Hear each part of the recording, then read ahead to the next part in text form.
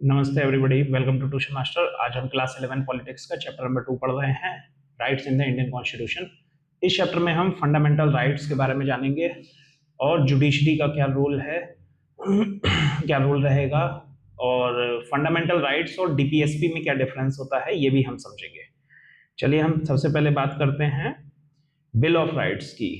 हर एक democratic country में, कोई भी डेमोक्रेटिक कंट्री हो तो उसमें ऐसी एक लिस्ट ऑफ राइट्स मेंशन होती है जिसे कहते हैं bill of rights. Bill of right क्या है? जो प्रोहिबिट करता है सरकार को एक्ट करने से अगेंस्ट द इंडिविजुअल। मतलब सरकार को रोकता है, प्रोहिबिट करता है किसी भी इंडिविजुअल के राइट्स को वायलेट करने से, और ये एक तरह की रेमेडी की तरह काम आता है, ये वायलेशन होने से बचाता है। अब वायलेशन क्या है? राइट मतलब जो पर्सन के अधिकार हैं उनको थ्रेटन, मतलब खतरा किससे है? एक या तो दूसरे पर्सन से या प्राइवेट ऑर्गेनाइजेशन से। तो गवर्नमेंट बाउंड है इन राइट्स को सुरक्षा देने में। मतलब सरकार की ये नैतिक जिम्मेदारी होती है कि वह इसको सुरक्षित रखे। इंडिया के अंदर इस चीज को बोला जाता है फंडामेंटल राइट। कॉन्स्टिट्यूशन में लिस्ट है फंडामेंटल राइट्स, और फंडामेंटल राइट्स, फंडामेंटल का मतलब होता है मूलभूत। ये इंपॉर्टेंट इसलिए है क्योंकि सरकार भी इसे वॉयलेट नहीं कर सकती है। ये इतने सेक्रेड है, पवित्र है। मतलब ऑर्डिनरी लॉ जो होता है वो तो, ऑर्डिनरी राइट जो होता है वो बिल के द्वारा, कानून के द्वारा लागू होता है। फंडामेंटल राइट्स ऐसे नहीं है, वो कॉन्स्टिट्यूशन से इसे मान्यता प्राप्त है, संविधान में। तो यदि इसमें कोई चेंजेस करने हैं तो संविधान में चेंजेस करने पड़ेंगे, जो कि आसान बात नहीं है। अब इसके बाद जो लिस्ट है राइट्स की वो इस पेज पे दे रखी है एनसीईआरटी के। Right to equality before the law, मतलब कानून की नजर में सब बराबर हैं, आर्टिकल नंबर 14 है। Prohibition of discrimination, article number 15 equality का है ये। Equal opportunity in public employment, सरकारी नौकरियों में सबको बराबर की अपॉर्चुनिटी है, article number 16। Abolition of touchability, untouchability 17। Abolition of title 18। ऐसे करके ये आर्टिकल्स हैं। इसको एक एक करके डिटेल में नीचे समझते हैं। अब ये एक बात दे रखी है आर्टिकल 16.4, इसमें रिजर्वेशन का मुद्दा है। अगर हम बोल रहे हैं कि इक्वालिटी है, कभी भी डिस्क्रिमिनेशन नहीं किया जाएगा भारत के अंदर, तो रिजर्वेशन क्या है?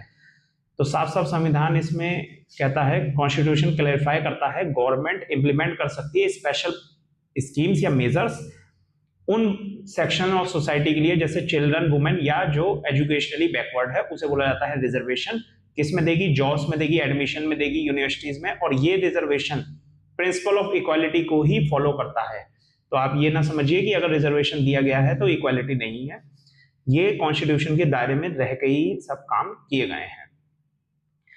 अब सबसे इंपॉर्टेंट है राइट टू फ्रीडम। फ्रीडम का मतलब है लिबर्टी, लिबर्टी का मतलब है फ्रीडम। एक्सप्रेशन, एक्शन का मतलब आप जो सोचते हैं, आप जो विचारते हैं, आप जो एक्ट करते हैं, उसके लिए आपको फ्रीडम मिली हुई है। मगर हाउएवर ये नहीं है कि आपकी फ्रीडम का मतलब है आप जो मन चाहे वो करें। हर एक पर्सन एंजॉय कर रहा है अपनी फ्रीडम बिना थ्रेटन, बिना नुकसान पहुंचाए दूसरे फ्रीडम को, या एंडेंजर किए दूसरे फ्रीडम की। मतलब दूसरे फ्रीडम, दूसरों की फ्रीडम, दूसरों की स्वतंत्रता को हानि ना पहुंचाते हुए आपको अपनी स्वतंत्रता एंजॉय करनी है। Right to life and personal liberty, कोई भी citizen can be denied his life except procedure led by under the law. मतलब जीने का अधिकार सभी के पास है, और जीने का अधिकार केवल कोर्ट्स द्वारा ही छीना जा सकता है। जैसे फांसी की सजा जब सुनाई जाती है तो वो वही है, राइट टू लिबर्टी या राइट टू लाइफ उसका खत्म हो गया है। या कोई भी पर्सन को अरेस्ट नहीं किया जा सकता बिना उसे बताए कि आप क्यों कर रहे हैं अरेस्ट। अरेस्ट किया हुआ पर्सन के पास लॉयर होना चाहिए, ये मैंडेटरी है। 24 घंटे के अंदर उसे नियरेस्ट मजिस्ट्रेट के पास पुलिस को प्रस्तुत करना होगा, और मजिस्ट्रेट डिसाइड करेगा क्या उसे सही पकड़ा गया है या गलत है।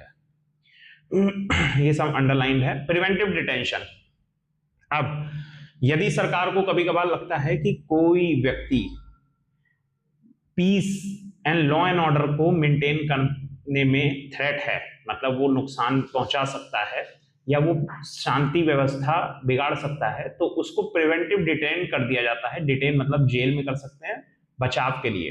तो यही लिखा हुआ है, समटाइम पर्सन को अरेस्ट कर सकता है। अप्रीहेंशन, केवल ये सोचने से कि वो अनलॉफुल एक्टिविटी में है, या उसे इम्प्रिजन करके प्रिवेंटिव डिटेंशन किया जाएगा। इट मींस सरकार को फील होता है person can threat to a law and order and peace, मतलब शांति व्यवस्था बनाने में उसका योगदान है तो उसे जेल के अंदर रख के ही समाधान हो सकता है, तो उसे डिटेन कर लिया जाएगा।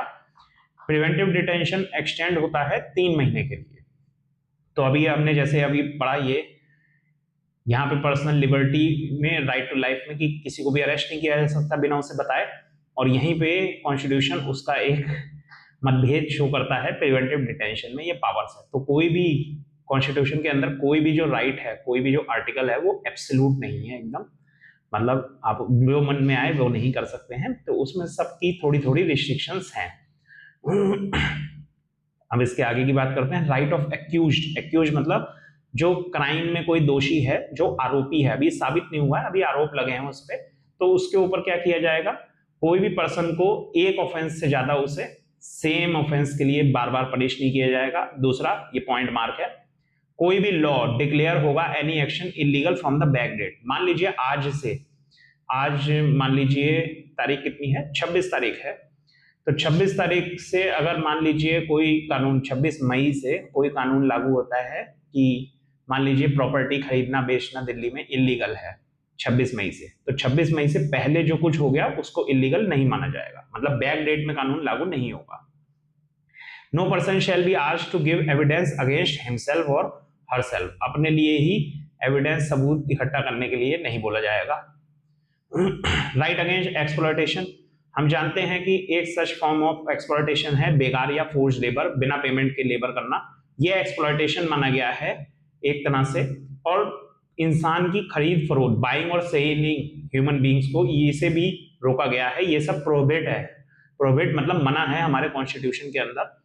और एक और बात है, कॉन्स्टिट्यूशन प्रोहिबिट करता है एम्प्लॉयमेंट, मतलब जितने भी छोटे बच्चे हैं 14 साल से छोटे बच्चे डेंजरस जॉब में काम नहीं करेंगे, जैसे फैक्ट्री माइन, और उनको इलीगल घोषित किया गया है। और चिल्ड्रंस को राइट टू एजुकेशन भी है, ये फंडामेंटल राइट है, तभी 14 साल के बच्चे के लिए 8th क्लास तक मिड डे मील की व्यवस्था है, फीस भी नहीं लगती है, EWS की स्कीम्स है, तो वो सारी बात है। Right to freedom of religion, according to constitution हर एक पे राइट है कि वो अपने फ्रीडम अपनी चॉइस से रख सकता है, ये एक हॉलमार्क है डेमोक्रेसी का। तो आपका मन है आप आज हिंदू हैं, कल को आप मुस्लिम में चेंज हो जाए, परसों क्रिश्चियन में चेंज हो जाए, इट डजंट मैटर, सरकार को कोई आपत्ति नहीं होगी, ना ही किसी और को होनी चाहिए। Freedom of faith and worship, everyone free to choose religion और प्रैक्टिस रिलीजन, इसका मतलब क्या है कि सब लोग अपने रिलीजन को चूज कर सकते हैं, प्रैक्टिस कर सकते हैं, फॉलो कर सकते हैं, प्रोफेस कर सकते हैं, प्रोपोगेट कर सकते हैं, उसे मान सकते हैं, उसे आगे फैला सकते हैं, आपके पे ये आजादी है, सरकार इसमें इंटरवीन नहीं करेगी। हालांकि ये साफ साफ लिखा है, गवर्नमेंट इंटरवीन करेगी रिलीजियस मैटर्स में, routing out the certain social evils. अगर आपके रिलीजन में कोई ऐसी चीज है जो एक सोशल ईवल है, तो उसे सरकार जरूर इंटरफेयर करके उसे आउट करेगी। कैसे? जैसे पास्ट में सती प्रथा थी, बायगामी थी, ह्यूमन सेक्रीफाइस या 3 तलाक वाला मुद्दा, तो इन सब चीजों में धर्म के बीच में सरकार को आना पड़ा और रिस्ट्रिक्शंस लगानी पड़ी। इक्वालिटी ऑफ ऑल रिलीजन, सरकार गवर्नमेंट किसी भी रिलीजन को फेवर नहीं करेगी, और इंडिया का कोई ऑफिशियल रिलीजन भी नहीं है। हमारे कोई भी रिलीजन के बेसिस पे ना ही प्राइम मिनिस्टर, प्रेसिडेंट, जज या कोई भी पब्लिक ऑफिशियल नहीं चुना जाएगा, उन सब के लिए एलिजिबिलिटी क्राइटेरिया होता है, वो सब अलग है। कल्चर एजुकेशन राइट, हमारे में एक फंडामेंटल राइट दिया गया है माइनॉरिटीज को। माइनॉरिटी क्या है? एक तो माइनॉरिटी होती है संख्या में, मान लीजिए संख्या में, जैसे संख्या में अगर मैं 150 करोड़ मान रहा हूं हमारे भारतीय नागरिक, तो उसमें से 50 करोड़ मुस्लिम है, 100 करोड़ हिंदू हैं, तो एक तो संख्या में कम हो गए, वो माइनॉरिटी होती है। दूसरी लिंग्विस्टिक, लैंग्वेज में, लैंग्वेज बोलने वाले, जैसे ज्यादातर मेजोरिटी लैंग्वेज कौन सी बोली जाती है? हिंदी बोलने वाले ज्यादा है, बाकी सारी जो लैंग्वेज है वो माइनॉरिटी में आ गई। तो जितने भी माइनॉरिटी या रिलीजियस या लिंग्विस्टिक माइनॉरिटी वाले हैं वो अपने एजुकेशन इंस्टीट्यूशन सेटअप कर सकते हैं, वो अपने एजुकेशन संस्था चला सकते हैं, और गवर्नमेंट उन्हें हेल्प भी करती है वो प्रिजर्व करने के लिए, डेवलप करने के लिए अपना ओन कल्चर। जैसे अगर आप पंजाब में है तो पंजाबी लैंग्वेज आना जरूरी है, उड़ीसा में है तो उड़िया लैंग्वेज, मलयालम, तेलुगु, कन्नड़, ये सब बात है। राइट टू कॉन्स्टिट्यूशनल रेमेडी, ये सबसे इंपॉर्टेंट आर्टिकल है।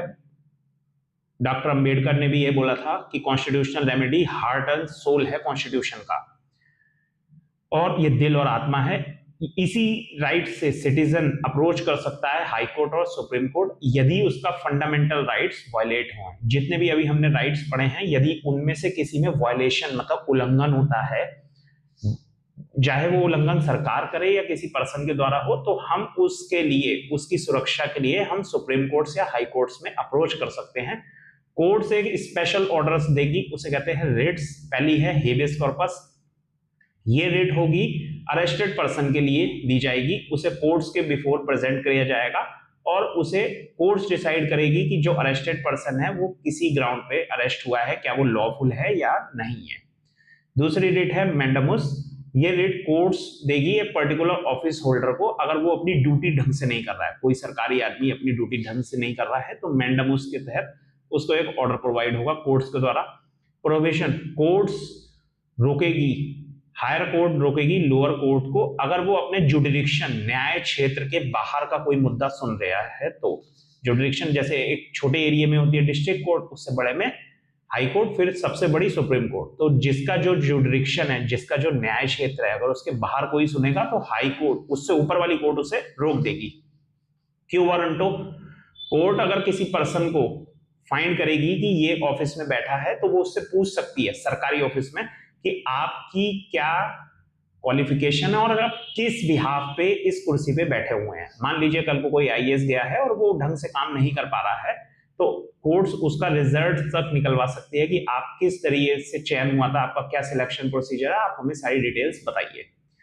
सेडिटोरी रिट्स हैं, ये कोर्ट्स द्वारा लोअर कोर्ट को दी जाएगी मैटर ट्रांसफर करने के लिए हाई कोर्ट में। मतलब अगर लोअर कोर्ट में कोई मैटर है तो उसको हाई कोर्ट में ट्रांसफर करने के लिए सेडिटोरी यूज होता है। ये सारी रिट्स हैं, ये कॉन्स्टिट्यूशनल रेमेडीज हैं, ये इंपॉर्टेंट है, कृपया ऐसे मार्क कर लीजिए। जितनी बुक मेरे में मार्क है वो आपके में भी मार्क होनी चाहिए, मैंने लाइन बाय लाइन समझाई है। अब आगे मूव करते हैं। आगे हमें पढ़ना है डीपीएसपी। देखिए डीपीएसपी जैसे फंडामेंटल राइट्स दिए गए हैं सिटीजन्स को, लाइक फंडामेंटल राइट है 14 से लेकर आर्टिकल नंबर 32 तक, ये सारे सिटीजन्स के हैं। इसके बाद है डीपीएसपी, ये सरकार के लिए पॉलिसीज है, ये foremost among them challenge to bring equality and wellbeing to the citizen. मतलब सरकार के लिए सबसे बड़ी चुनौती है कि वो इक्वालिटी लाए और वेलबींग करे, सोशल वेलबींग करे सिटीजन्स का। इसके लिए क्या है, गाइडलाइंस बनाई गई है कॉन्स्टिट्यूशंस के अंदर जो कि लीगली एनफोर्सेबल नहीं है। जैसे राइट्स, फंडामेंटल राइट्स को तो हम कोर्ट्स द्वारा लागू करवा सकते हैं, डीपीएसपी को हम कोर्ट्स में जाके लागू नहीं करवा सकते। ये साफ साफ लिखा है, ये नॉट लीगली एनफोर्सेबल है।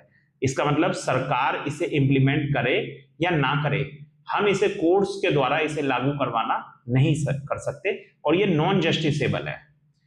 अब ये क्यों बनाए गए हैं, ये एक मॉरल फोर्स है इसके पीछे, जो कि मॉरल नैतिक जिम्मेदारी है सरकार की। सरकार जब भी पॉलिसी डिसाइड करेगी, कोई भी पॉलिसी बना रही है, कोई भी लॉ बना रही है, तो डीपीएसपी में आर्टिकल्स हैं सोशल वेलबींग के, उसको ध्यान में रखते हुए उसे करना है।